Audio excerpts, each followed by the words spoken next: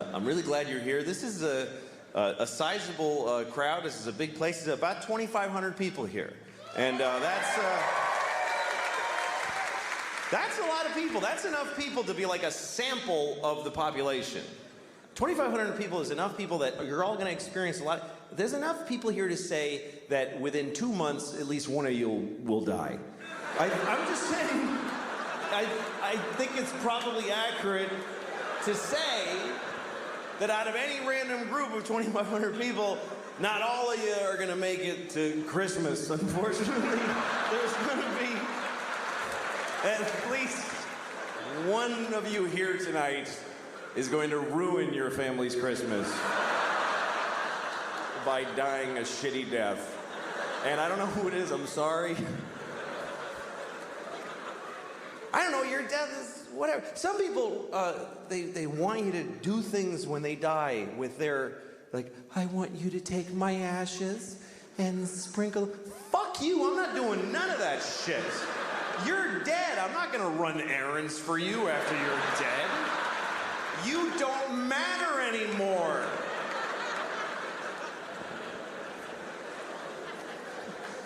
Some people try to do something, noble with their bodies. They try to have their bodies have some use after they're dead, which I think is a good thought. You're only borrowing your body. You're only borrowing everything. If your body's worth anything when you're done with it, you should pass it on. That's something I really believe. I mean, I'm not gonna do it because I don't want to. Ew, it's mine. I have a lot of beliefs, and I live by none of them. That's just the way I am. They're just my beliefs. I just like believing them. I like that part. They're my little believies. They make me feel good about who I am. But if they get in the way of a thing I want, or I want to jack off or something, I fucking do that. But some people take their body. My grandmother, she, just for the layman, my grandmother, she gave her body to a medical school, for it to just be examined and dissected, which is a good thought for that. But they're her survivors, or her family. That was a person. That was my grandmother. She used to wear glasses and say things. And now she's just shaved head on a metal table with a hungover medical student trying to dig out her pancreas, and he gets an F. Imagine being the body where the kid got an F on you. The teacher's like, no, you idiot. And he writes F on her tit with a Sharpie and just throws her down a chute on a pile of F body.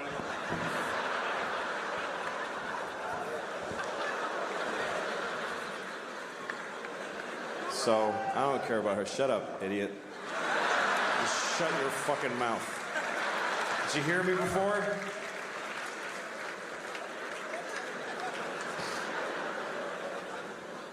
Okay, so what am I gonna do with my body? I'm gonna die, and I gotta tell people what to do with my remains. And I have an idea for something to do with my body, or for other people to do with it, that will do good in the world. And it doesn't exist yet as like an institution, but I'm gonna create it, starting with my body. And what it is, it's a place where you can go and be with a dead body, and you just do whatever you want. And the point of this is that there are people out there who have sexual compulsions and they can't control them, and so they go and they bother alive people. And this, you get it out of your system. This is the deal. You go in the room, there's nobody else with you, you got 90 minutes, you just do whatever you want. Whatever it is. Shit in my mouth, you want to stick my toe in your pussy, piss on my face, whatever is the thing you got to do. Jack off with the cartilage of my ear, whatever is your heart's desire. I want to be the Willy Wonka for perverts. You can come on my back and pretend that I'm your father. I am dead, I don't mind.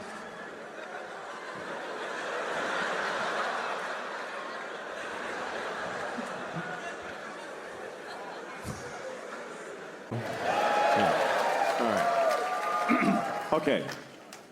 So, I was at the grocery store, and I needed bananas.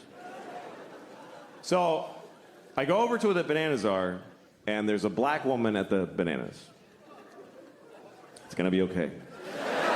It's gonna be okay, I swear. I understand. White people are very scared of discussing bananas and black people in the same conversation. I understand. If I have a black friend over, I would never offer him a banana. I don't know why, I just wouldn't do it. Hey, you want a banana? Why the fuck you asking me? Hey man, I'm sorry, have an apple. I'm really sorry.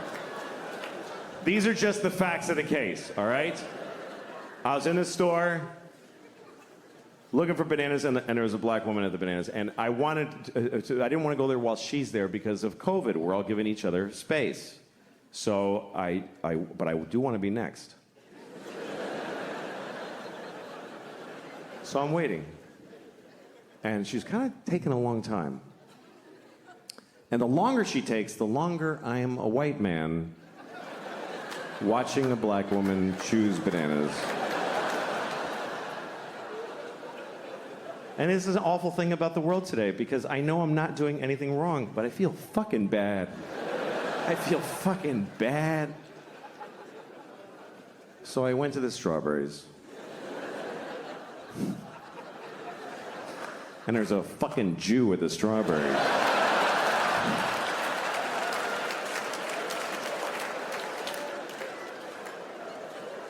Here's a nice one.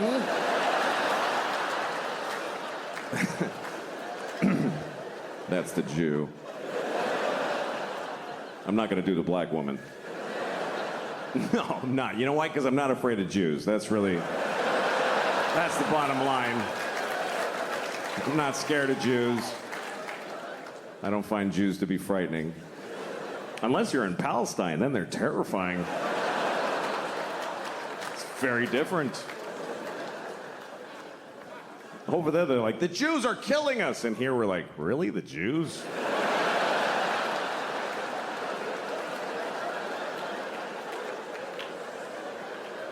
We've been slapping them around for years.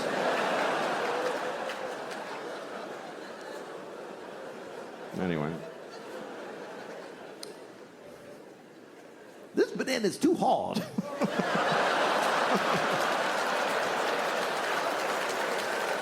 Well, this banana's soft, but I'm not gonna have it till Tuesday, so I'm gonna buy the hard one and wait.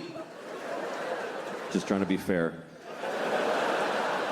Just trying to be fair to the Jews.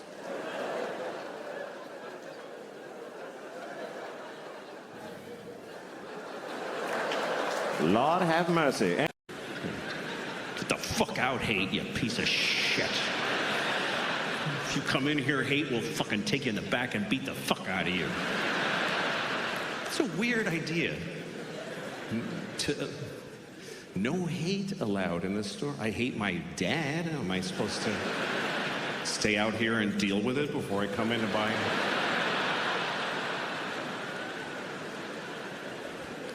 I saw a store with a sign once, and it said 92% of our products are responsibly sourced. 90, just don't put anything. That's not high enough to brag. 92%. That means 8% of their clothes are like, you don't even want to know how we made this shit. It was a bloodbath. When we made that shirt, we just ripped the back off the Honduran kid that was working there.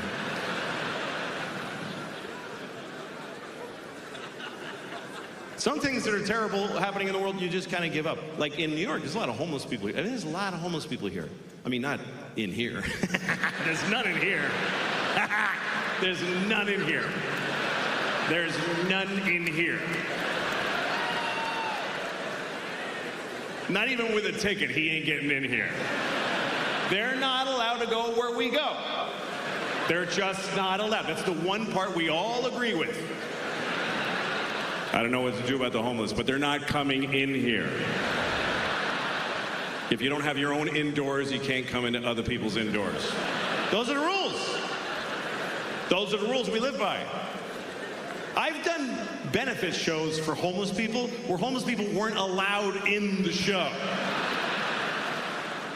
There There's whole places they don't get to, like the airport. They've never even seen an airport.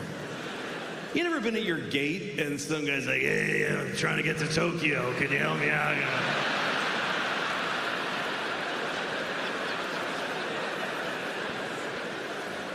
But they're everywhere. I mean, I was in Phoenix, Arizona, 120 degrees. 120 degrees. Homeless people are just standing outside at intersections with a sign that says, you know, help, I'm on fire. And, but you can't, you know, you're in a white BMW, like, sorry, I can't. I can't. There's glass here. I don't know how to help you, you know. And in New York, you see them everywhere. You walk through them, and you got to make choices, because you can't help all of them, and you can't help any of them. So you choose who to lie to. I don't have that. No, I don't know things in any of my. I'm sorry. Like, there's this homeless guy who lives. I mean, he doesn't live anywhere, but I mean. By definition, he is at large. But he's often seen on the corner by my house. That's where he is every day. That's where he reports to nothing every day. And I walk by him every day, because I go to the same store every day. I go to Claire's. I don't know if you know Claire's. It's a children's jewelry store. I go in there every morning, buy a handful of rhinestone earrings, I run home. Anyway. I walk by this homeless guy, and every morning he goes, hey man, can you help me out? I go, okay. I give him $5. And then on the way home, like 20 minutes later, he's like, hey man, he doesn't remember. Which is fine, but I don't want to give him another $5, you know, because I only have a few million. I don't know why. I should. Clearly I should. I don't know what makes me go like, you had your $5, young man. What am I gonna spoil him? Give him the fucking money.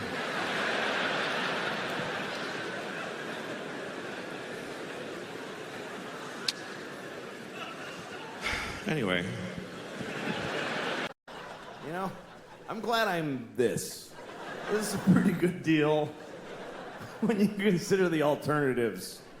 Anything else, any other kind of thing, you're in the food chain. You're in the food. We are out of the food chain. I don't know if we fully appreciate the fact that we got out of the food chain. That is a massive upgrade. Because for every other living thing, life ends by being eaten. That's how all life ends, is every single life except human life. Every life ends like this. Ah! Ah! Ah!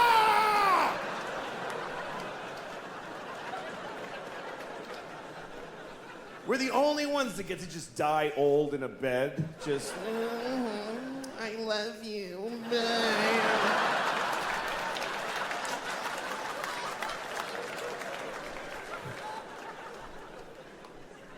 I mean, imagine if we were still in the food chain on top of everything else. Imagine if we were in the food chain. It would just be another thing you gotta deal with. You're already having a bad day. You wake up in the morning, you're making breakfast, you burn your toast, and it's too late to try again. And your kid comes in and says, "Bleh," and you're like, fine. And it's just, why? You get a thing in the mail that says that your phone's different and your mortgage is another company now. What? I don't get it. Then you're walking to work like, why do I even bother? Oh, shit. God damn it. There's always fucking cheetahs at the train station. Stop it.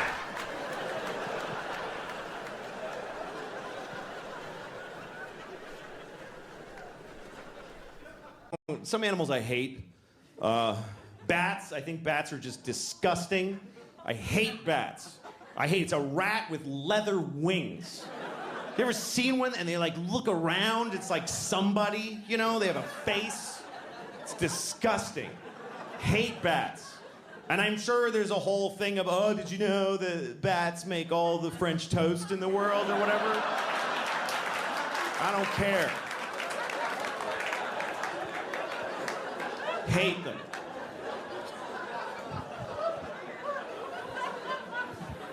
I had a bad bat experience. This summer, we rented a house this summer. I got a house for me and the kids. My ex-wife and I, we share custody of the kids. And so the summer, 1 month they go with her, 1 month with me. So I got a nice house in the country. And it was beautiful. The kids loved it. But the kids go to sleep at, 8 o'clock at night. So I'm just laying awake, terrified. Terrified. I'm so scared in the country because it's just quiet and it's just mystery and trees and darkness. I live in New York City. I feel perfectly safe there. I'm surrounded by murderers and child molesters and Jews. All right. I mean, there are a lot. There's a bunch of those. But so one night I'm in the country house and I'm just laying awake, just begging for the fucking sun to come up so I can sleep through my days with the kids. And I'm laying awake, and my bedroom's above the kitchen, and I hear this. I swear to God, I heard this sound. I heard, "What are you singing?" I heard that, like clear as a bell. And immediately my heart is pounding. I'm like, I'm going to have a heart attack right now. Because there is a witch in the kitchen. First of all, there are witches. I have no doubt in that moment. There's witches. That's how easy it was to flip me over. There are witches. And there's one in the kitchen. And I gotta go down there. I can't just, they like kids. She'll get the kids. So I go downstairs. I'm terrified. And I'm standing outside the kitchen door like this for like an hour. Too scared to go in until a little bit of logic seeped in and told me even if there is a witch in there, she wouldn't just make a noise and then just stand there for like an hour. So I go in, there's nobody in the kitchen. And then I hear the noise again, and it was the dishwasher. The dishwasher has weird tubes, and when the soap goes through them, it's kind of vocal. I don't know why, but it goes. It was the weirdest thing to watch my dishwasher do it. I was like, all right, it's cool, I'm fine, there's no witches. I'm about to go upstairs, and a bat, a fucking asshole bat, picked that, and he's like, and he just flew right by my head like this, and I went, ah! And I just fell on the floor. Ah! And I crawl into the closet, I close the door, and I call 911 right away. I don't know if you ever called 911 and you don't realize till they answer how you shouldn't be calling 911. 911, tell us your emergency. Hi, I'm sorry. I'm very sorry to be bothering you. This doesn't qualify. The lady's like, sir, what's the problem? I said, there's a bat in my house. And I don't like it. And she was nice to me, because it's country 911. If you call 911 in New York City, there's a bat in my house, they'll be like, sir, we'll send a car right over to shoot you in the face. But she was nice. She's like, sir, we understand. You're divorced, you're overcompensating with a country house. You're in over your head. She said, call this guy. She gave me a number. She said, call this guy. He's a guy who takes care of bats. He's a man whose bats are his focus. Felt like she was doing a lot of work to not say Batman. Like she was kind of going around. He's a male human who bats are his... I'm not gonna say Batman, I don't wanna say it. So I call the Batman. And he comes over, and I'm in the closet looking through the crack, and the bat is on the ceiling, hanging upside down, and he's just looking around. It's the most disgusting thing. And so finally there's a knock at my door, and I crawl to the door, and I open it, and he's like, hello. And he says, where's the bat? And I'm like, So the guy walks over, and he just takes the bat. That's it. He just took it. He's like, all right. Like, yeah, you pretty much nailed it. That's amazing. It's like I called somebody and said, help, there's a box of tissues on my table.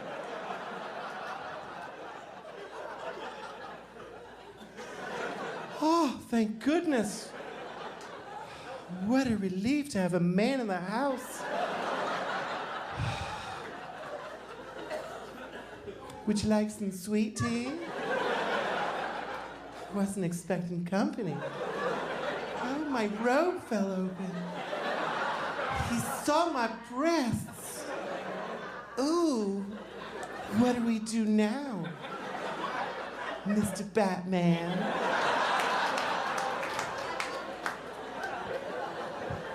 You know, I'm kind of grateful to that bat now. Now that you're going to fuck me.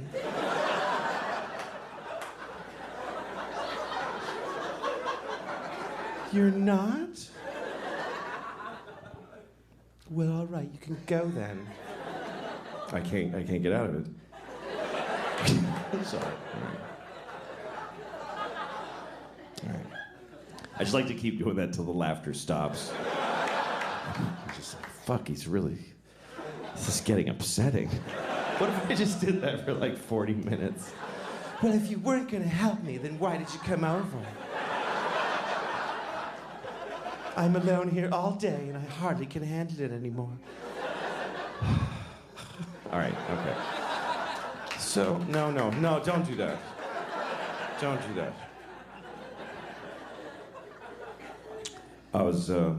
My oldest daughter's gonna be 13 next year. That's a big deal. That's a big deal. That's why all the parents ahead of you always go like, yeah, wait till she, that's when you get. I'm not afraid of her teenagehood. It's gonna be challenging and difficult, and she'll meet the challenges. You know, I'm always proud of my kid. She's a good kid. Now, some parents are really afraid of their daughters. A lot of dads get scared. Like, I don't know what to do. I have this friend, his daughter's 15. He's like, she's gonna start having sex. I don't know what to do.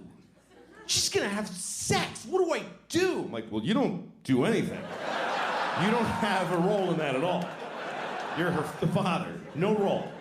Not supportive or advisory, nothing. But what if she has a bad sexual experience? Oh, she's gonna have a number of those. Oh, yes, she is. Her whole life is gonna be just walking through a blizzard of bad dicks, just... Ow. Dicks. Just... Jesus. That was a big one. Holy fuck, I'm just trying to get to work.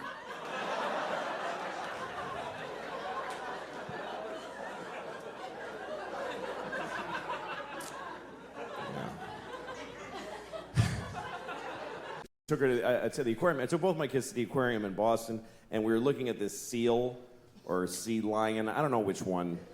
I don't care. I don't think they need to be separate things. I really don't. They don't care, and we don't care.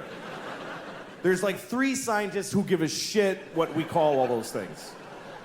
The scientists are gonna go on TV tomorrow and say, okay, everybody, from now on, seals and sea lions and walruses and you know what? Penguins are all seals now.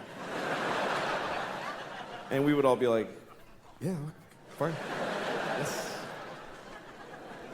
Whatever, man. Anyway, so we're looking at this sea lion thing, and he's looking back at us through the plexiglass, and he's going, ugh. They're really disgusting in person. Most animals are when you really see them. You ever go to a farm, you think you're gonna see little white sheep going, bah, but they're all fat and shit colored and they're like, bah. Jesus. That thing is awful. Anyway, seals don't go, they go, ugh. My daughter's like, what does he say? I don't know. I'm a slave. Kill me!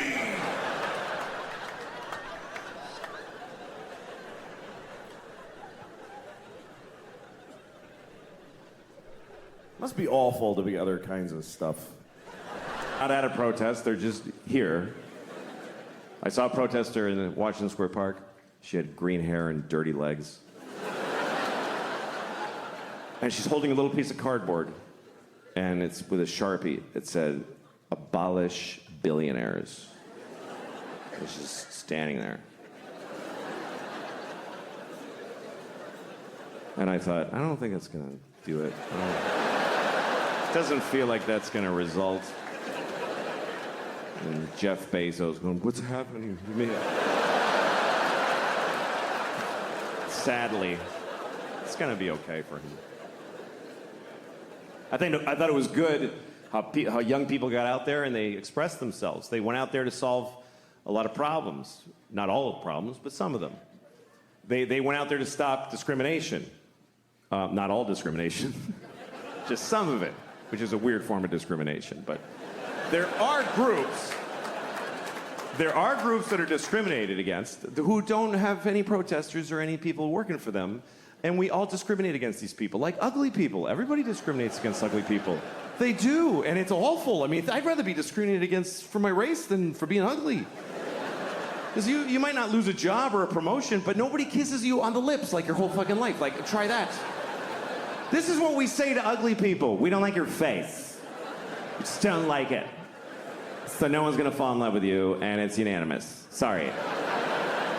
And we just expect ugly people to be like, "Oh, no, I understand. I mean, sure.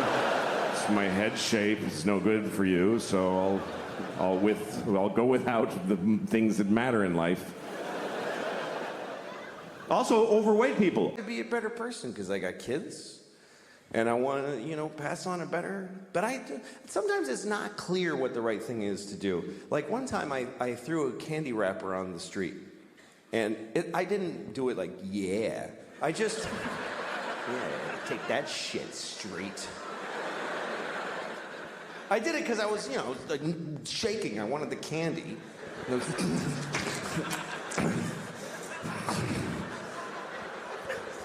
Anyway, I was with a friend who said to me, "You just littered on the street. Don't you care about the environment?" And I thought about it and I said, you know what? This isn't the environment. This is New York City. This is not the environment. This is where people live.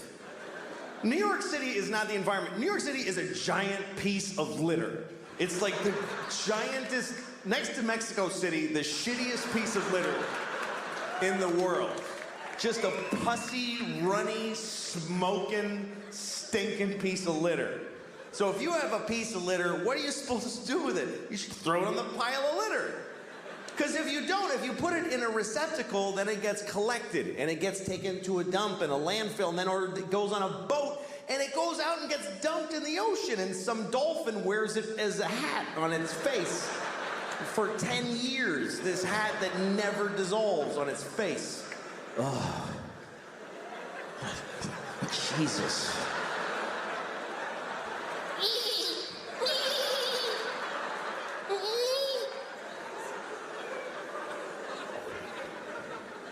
I mean, everything that we introduce to the world is shitty.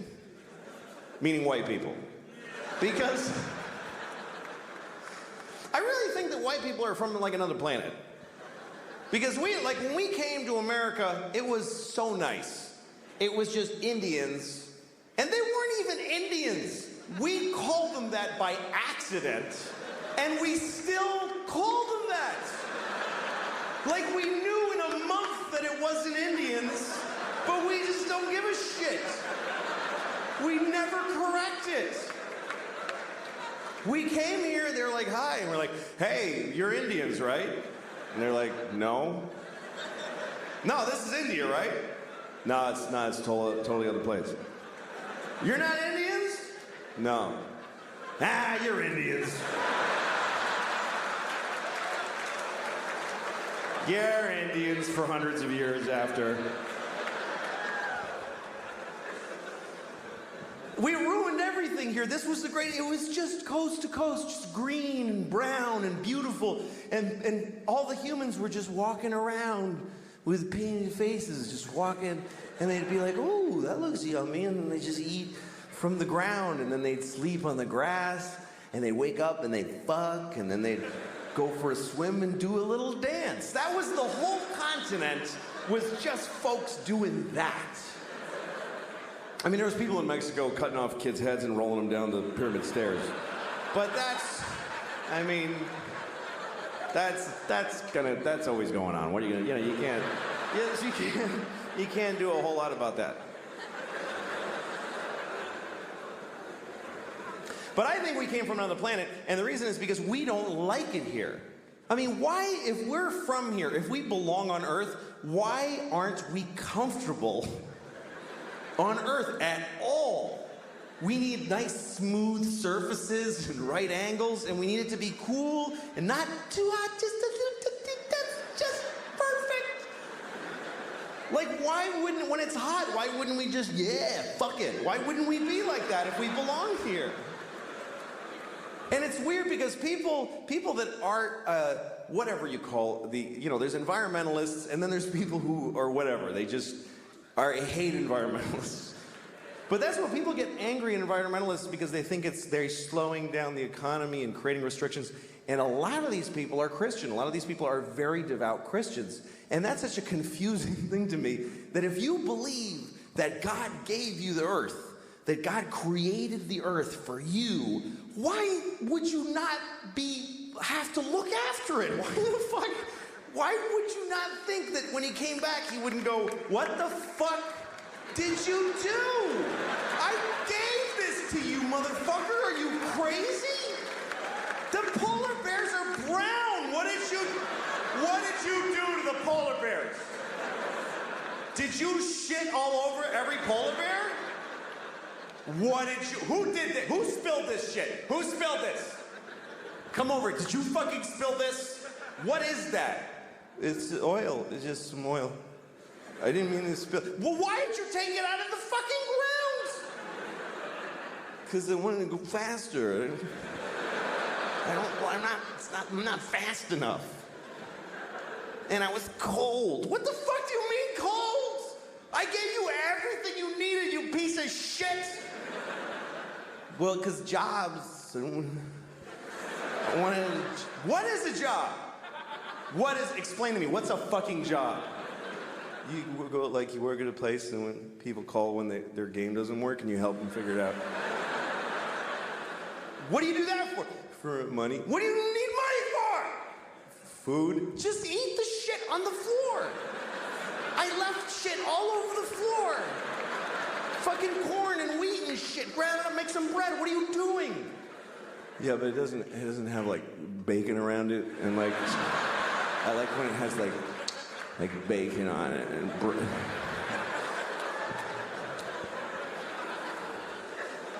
I watched somebody do that the other day after a meal. They went, oh, it was just mwah, mwah.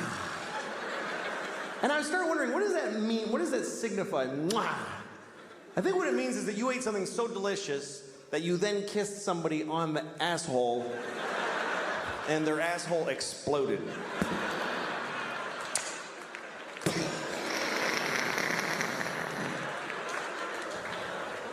That's some good eating. That's a nice sauce. Is that good? Yeah, let me show you. Shit! Let me have some of that. That just destroyed my anus. In the way things are going, I really am. It's such an interesting time. We're on a hinge. It's such a cool thing to experience that. I'm excited about a lot of what's coming. There's things that are hard now, but that's the way it is. Things are going to get, I think it's exciting what's happening. I think young people today have some great ideas. They're being a little cunty about some of them. But the ideas are good. The ideas are good. Like when I was growing up, we had two genders, male and female. Now you have all these expansion teams. I think it's very exciting. It is. And the best idea is this gender fluid thing. This is a great fucking idea. Gender fluid, the idea, the way I barely understand it is that you just something in the middle. It's like a fretless bass. You don't have to be the specific pictures What a dumb way to do it. These are the kinds of people you can be. Which one are you? I don't feel like any of those people. Then you're a failure. You have to fight. Start acting like these people so we know what to call you. Why? Just make it a what? It's just a what? Just a la carte. I like dicks. I don't like balls. I'm a this and that. Moving through it, changing when it feels like it. I wish. What I'm saying is, I wish we had that when I was a kid. Because I think our generation got hurt by the rigidity of identities and how you had to just stick to them. You had to pick one right away. You're 8 years old. What are you? I'm a boy. What do you like? Ooh, girls. Vaginas. Love vaginas. I'm 8 years old. I never saw one, but I'm committing my life to them right now. I didn't even get to smell one for a second. Just a sniff.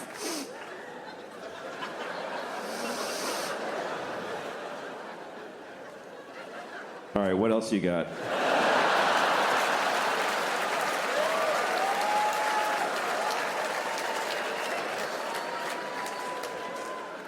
"10 years old. Are you gay?" No, I hate dicks. Hate them. What do I know? I didn't even get to fidget with one for a minute.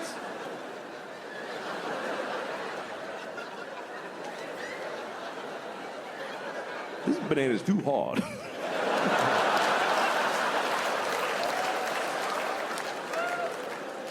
I'm not saying I wish I could have blown all my friends to see what it's like. But on 4th of July, there were fireworks. I was with Matt. There was a feeling. I don't know what could have happened. I have no idea. Because we were so scared. We were afraid to seem gay when I was a kid. Because in the 70s, the stereotypes showed you what everybody's like. Men are like this. And then the women have to act like this. And then gay people are like... They're just tired. That was gay people in the 70s. I'm gay. Help, I'm gay. I can't even do anything. That's what gay men were in the 70s. You ever meet a gay person? You don't fuck with gay people. Not today. They're all athletes, first of all. And they got their shit together. They're motherfuckers, gay people. Your landlord's gay. They're billionaires. They own Apple. They're in the cabinet. They're in the Navy. They're cowboys and Indians and construction workers. Gay men are men. You ever go into a gay-owned business? He's like, "Can I help you?" Like, the gay's in there, but he's fucking tough now. "It's my store, motherfucker. What do you want?" Gay men are men now. They're fathers, they're husbands, they're men. Today's heterosexual men are faggots. I don't know how that happened.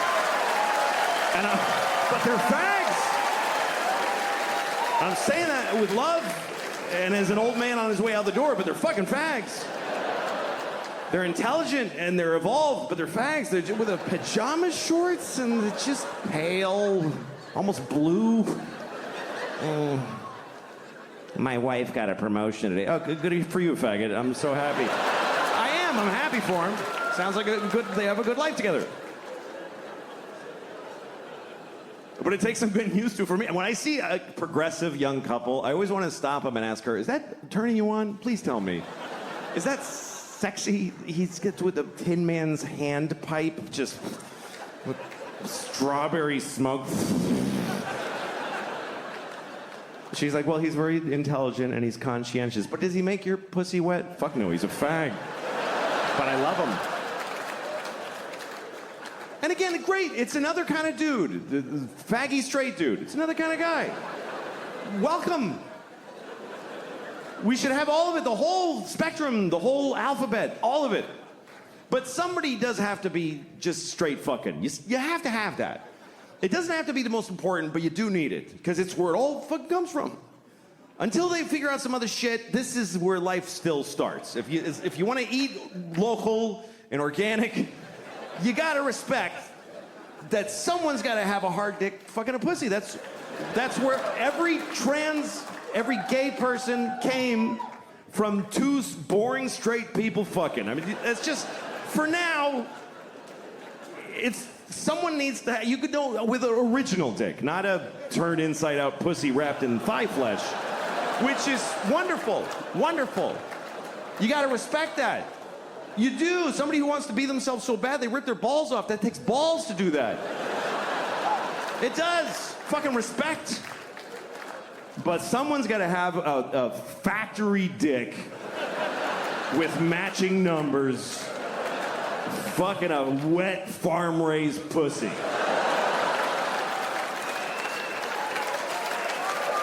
Thank you very much. Good night, everybody. Thank you. I've been thinking about my memories because I have kids now. And my kids are at an age where I remember being their age. I remember being a 6-year-old. I remember being a 9-year-old. And that's a big threshold that my kids have crossed, is that I remember being their age. Because when you're raising kids, you're not raising the kid in front of you. You're raising the grown-up that they're going to be later. And I was a kid once. When they were babies, I didn't really relate to them because they're babies. A baby is not going to remember shit that is happening to it. If you have a baby, keep it alive and enjoy yourself. But really, the baby it's not going to matter. A baby is not accumulating anything. It's like an Etch-a-Sketch that you shake every day. It doesn't matter. You go up to your baby, you can go up to your baby's face every day and you fuck you, baby, like right every day, it wouldn't matter. Hey, baby, dad. You big dad. You do that every day, wouldn't matter. I mean, they'll grow up with a general sadness inside, but they won't actually remember. Why? And memories are weird because memories get distorted by who you are now and who you were when you experienced them. Like, I remember when I first started doing stand-up, I was living in Boston, and there was one club that was owned by a gay guy. And my memory is that guy was always trying to fuck me. That's my memory. I've carried it for 20 years. There was a gay guy tried to fuck me all the time. And recently I caught up with an old friend of mine from those days who I hadn't seen in years. And we started talking about different people, and he brought him up. And I said, that guy always used to try to fuck me. And he goes, he did? And I was like, yeah. And he goes, really? Did he like take you to his house or something and really try to physically? No, it's just that he, you know what I mean? He tried to fuck me all the time. He's like, well, did he push you and, you know, say stuff all the time and make you uncomfortable? No, it just was. And as we went through it, finally the truth that came out was the whole story really was there once was a gay man. That's it. That's really what happened. He was gay, I was 19, and now he tried to fuck me all the time. Like, I went through life with that. But I'm trying to remember, what is my first memory? Like, how far did my memories go? And I remember my first memory, I was 4 years old, and I was standing in front of my parents' house, and I was shitting in my pants. I was just shitting a massive, terribly painful shit. And I was halfway through the shit. That's my first memory, is being halfway. The first half of this shit, I don't remember it. That's still in the ether of infancy. The center of this shit was so wide that I actually came online as a result of the anal pain that I was experiencing. It actually awakened me into the stream of consciousness I'm now living. That's how my life started. That's who I am.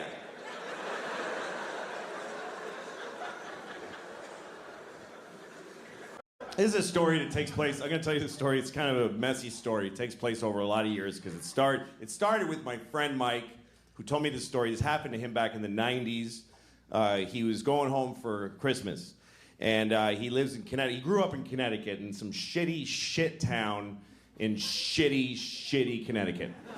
And he didn't like going home. He's one of those people, he came from a place, doesn't like it anymore. And he goes back, he doesn't know how to handle his family, you know? And he came from a family of white racists, and he doesn't like going home. But it's still home. So he went home for Christmas one year, and everybody's hanging out during the day, talking, having lunch. And his father and his brother both work at this factory, and his brother's grousing about his day at work. And he goes, yeah, and then this fucking nigger fell asleep with the forklift.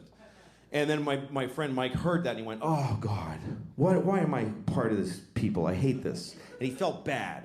And then that night, he's in the kitchen, and he's having a warm milk or whatever. And I don't know why that's funny, but what that says about him. Yeah, because he's a pussy. No. he's just sort of having some time to himself, and his cousin comes downstairs. We're staying, and his cousin, he likes his cousin. That's the one person he always felt connected with. And his cousin's like, what's wrong, man? And he says, well, geez, I come home and I hoped that everything would be, normal, but then my brother says, oh, he's about the factory and this nigger fell asleep at the forklift. And his cousin goes, oh my God, the nigger fell asleep at the forklift? So this is the first part of the story, okay? So Mike tells me that story about how he's just not listened to by anybody in his family. And then later on, I get a job writing on a TV show for Cedric the Entertainer. Great guy. And he had a show, and he hired a writing staff, half white writers, half black writers. So at lunchtime, we talked about race. It was just, we'd have these provocative, interesting conversations, trading notes about race, with the white writers and the black writers. And I told that story. I told the whole thing about the guy, nigger the forklift, and then the cousin saying, nigger the forklift. And then one of the writers, a black writer, he goes, there's nothing worse than a nigger falling asleep at the forklift. Making it harder for the rest of us. Still, nobody's quite hearing what my friend was going through. And then, about a year later, I'm hanging out with my friend Dino. Dino's Greek. He has no dog in the race. He doesn't care either way. He's Greek. Greeks aren't white or black. He just got a big nose and he just stands there.